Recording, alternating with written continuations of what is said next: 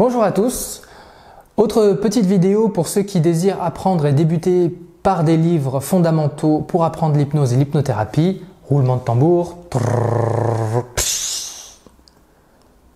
Pouvoir illimité d'Anthony Robbins, Tony Robbins pour les intimes. Tony Robbins, c'est ce personnage-là. Il est comme ça, il a un sourire Colgate et les dents blanches. Et il aime la perfection. Anthony Robbins, c'est un coach qui est devenu mondialement connu. C'est probablement le coach le plus connu dans tout le monde entier. Et il a coaché des dirigeants politiques, je crois que c'était Bill Clinton, il a des sportifs de très haut niveau, André Agassi, Oprah Winfrey, donc célèbre speakeuse aux États-Unis, et plein de gens. Et Anthony Robbins, donc son petit délire, c'est de réunir 20, 30 000 personnes à peu près, les mettre dans un stade et les faire bondir de partout et crier « Yes, yes !» pour les apprendre à faire des ancrages. Mais c'est un personnage qui est vraiment très intéressant et ce livre-là est vraiment un petit bijou, une petite pépite d'or. Pourquoi? Alors déjà, si vous débutez en hypnose, en hypnothérapie ou en développement personnel, c'est un livre qui est très abordable. Moi, je l'ai lu au tout début quand je connaissais rien du tout au coaching, au développement personnel.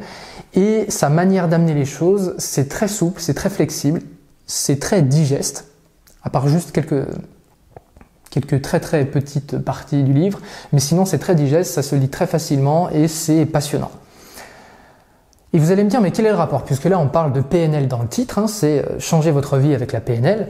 Donc pour la petite histoire, ce personnage, Tony Robbins, explique au tout début en guise d'introduction qu'avant il était gros, qu'il n'avait aucun contrôle sur sa vie, que c'était une victime qui à chaque fois passait près d'un panneau publicitaire où il y avait un hamburger dessus. Alors ensuite, il prenait la première sortie et il allait se ruer pour acheter un burger et il s'en empiffrait. Donc il explique qu'il n'avait aucun contrôle sur sa vie, sur ses choix, sur ses décisions et que au bout d'un moment, il a commencé à se dire « ça va pas, il faut que je change » et il a commencé à lire beaucoup d'approches, donc en thérapie classique, en psychanalyse, en plein de courants. Il a absorbé tout ça et en fait, ça il était pas trop chaud quoi. Jusqu'à un moment où il entend parler de la PNL, programmation neurolinguistique, et il commence à s'y intéresser de plus près et à suivre un séminaire avec Richard Bandler et John Grinder.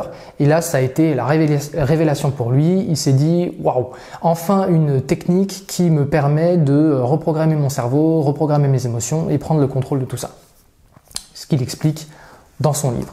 Alors pourquoi ce livre-là, c'est un fondamental? Il fait partie des fondamentaux. Premièrement, parce que c'est expliqué de manière très facile, très fluide. Il va vous raconter beaucoup de ses anecdotes personnelles, des choses qui lui sont arrivées, dans sa vie. Il y a plein de petits schémas aussi qui sont sympas, avec des schémas sur les comportements, sur les émotions.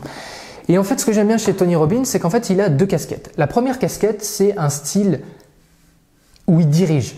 En gros, il vous dit « Voilà ce qu'il faut faire, mon petit, tu vas m'écouter, tu vas faire petit 1, petit 2, petit 3, petit 4 et tu vas arriver à tel résultat. » Donc c'est très dirigiste, il vous dirige, il vous explique vraiment ce qu'il faut faire, et il vous invite à le suivre.